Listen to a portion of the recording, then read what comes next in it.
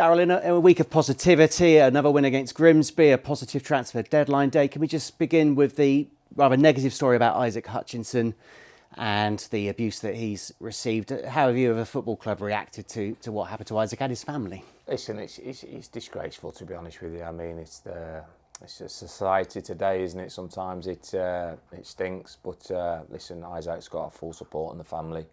I've touched base with Isaac, and obviously you can see with the club statement, none of that will be tolerated. What we want to hear or see. So I wish Isaac all the best in his loan move at Cheltenham, and I hope his family's okay. Yeah, absolutely. The fact that he's at Cheltenham doesn't mean he doesn't still get the support of the football club. No, of course. Listen, it's I've always said this, and it's not just football, by the way. It's a society problem. It's a social media problem that's been there now for numerous years. More needs to be done on that aspect of it. People can hide behind phones and messages, and more needs to be done about that. So I don't think it's just a football thing. So we need to eradicate it out the world, but I can't see it going anywhere soon. You know, and one of the big things for me is that you got to be. You've got to be mindful that when sometimes you put yourself out there that the abuse is going to come, and you have to. You don't have to accept that. You should never have to accept that. But I think the social media side of things now is the way it goes. It's every week now, isn't it? Exactly. You know, you listen to newspapers, reports, online. Someone's getting abused. Someone's getting racist abuse. So it's more needs to be done about it. But you know, it's not a nice thing to see or hear. No, we wish Isaac well. 4 signings on Monday. I mean, did the day go as you expected? It sounds manic bringing 4 players into the football club in a single day, but how was deadline day for you, and how happy are you with the business that you did? Yeah, I think we need to talk about phase 1. I think the transfer window opens in the summer, so if we go through it, and like I said to you before, you guys are asking me every week about the window, new players, but if we talk about phase 1 of that project, we did a fair bit of early business that I thought was the right business. Me and Ricky working hard to get the right culture into the club, the right personnel into the changing room environment, and we did that. But we also understood that we had to level and make sure we're more sustainable, because the club couldn't carry on continuing spending the way we were spending, and that was important. So me and Ricky have been working hard with that, and obviously we did our early recruitment. Then we traded 2 players, which, to be honest with you, needed to be done yet again to level the books, and that enabled us to do a little bit more business on deadline day. So it's been made easier. You know, Ricky's a top operator. It's been made easier for myself. Me and Ricky working hard with the recruitment team. We've got plenty of contacts in that book, and like you said, on the final day, which sometimes you can go to, we managed to bring 4 players in. So if maybe you wanted a 15th player, no panic, because you got phase 2 to add to your squad further. Well, listen, phase 2 starts. You know, that's already on the way now for January. You can't, when you come in as a club and you're relegated, and I always say this. I think every manager. I'm not just saying this for me, by the way, because we don't get it. But I think every manager up and down the country, where you've got 500 million to spend or nothing to spend, still needs 2-3 transfer windows to get everything right. Phase 1 for me has been a positive, certainly in what we've changed.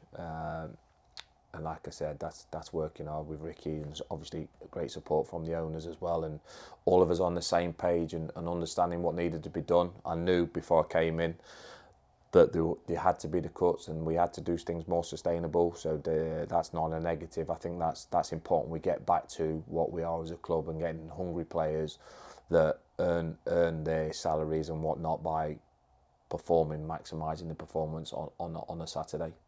So as things stand, how satisfied are you with the squad, and it can do a job and provide a challenge that you want it to do this season? Listen, now it's about connecting it again, isn't it? 4 new players come in, it's connecting the group.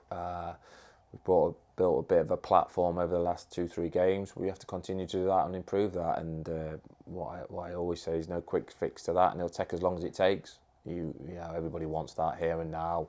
They think you can do one session and turn the team into Real Madrid and Barcelona, but it don't work like that. It's an ongoing process of how we work, how we coach. You know, I've got a tremendous coaching team. I've got, I believe, the right people in the club that are going to improve our squad and improve our players. How long that takes, how long's a piece of string. But I know how impatient you are, Richard, so you need to calm down a little bit and we try and win the next game, mate. Yeah.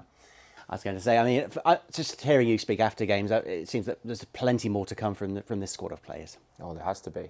There has to be.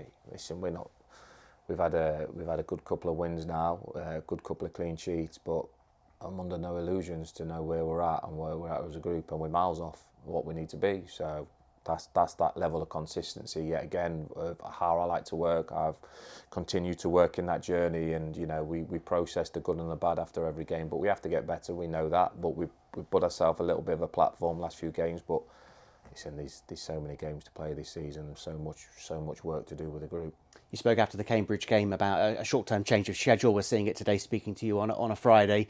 How much of the work you'll do in the next month with the players is fitness related, and how much work can you do with tactics and preparing for games? Well, listen, in my opinion, you got rubbish coaches and a rubbish manager if you can't get fitness into a plan that actually builds into a training plan to win on Saturday, because you can. It's not just about running around pitches and doing laps. It's about doing the work with the intensity that we play on match day over a bigger period. So a little tweak in the next 4 weeks of how we work in our training programme. We'll be working on Monday, Tuesday, Wednesdays. That gives us at least 2 very hard days before the boys have a day off Thursday, and then obviously Friday we're match prep. So we changed the days, Wednesday, Fridays, sort of match prep to get the boys a little bit more fit and conditioned, and hopefully see the fruition of that over the next 2-3 weeks. In terms of this weekend, it is the international break. How many players are missing on international duty at the moment? Yeah, so we got 3. We got Ollie Dewsbury, obviously Luke Southwood, and Joel Cottrell. You could have postponed the game with 3 call-outs. What made you go ahead with the game? You don't know the rules, Rich, do you? Well, tell me the rules. No, you don't know the rules, mate. You Educate jumped me. the gun, innit? Eh? You can't, Educate no, me. because Ollie Dewsbury doesn't count. Because he's a youth player. There you go, Rich. Eh? Come on, mate. You've had a busy deadline day, haven't you?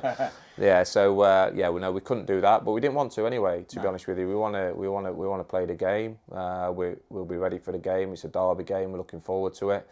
Let's bring it on. Tell me a bit about Brad, who I got to meet after the Tottenham game. What's it like being for him the start of the season, being the understudy to Luke, if you like, but getting a chance this weekend? Listen, there's no understudies here. You got to be fighting for that number 1 shirt. Luke's I think's had a solid start to the football club. Brad's training really hard. James Bittner, top quality goalie coach, working hard with him. So we're looking forward to seeing him put in a performance. And Newport is always a tough away trip, isn't it? I know they haven't been winning recently, but they're not conceding many goals either. No, listen, it's a derby game, isn't it? And all games are tough at pro level, so we're respectful of what Newport are and what they can bring. Obviously, new manager in the summer, finding his feet a little bit, as we all are. So be a tough challenge, but we go there on the back of a real positive result and try and get another one.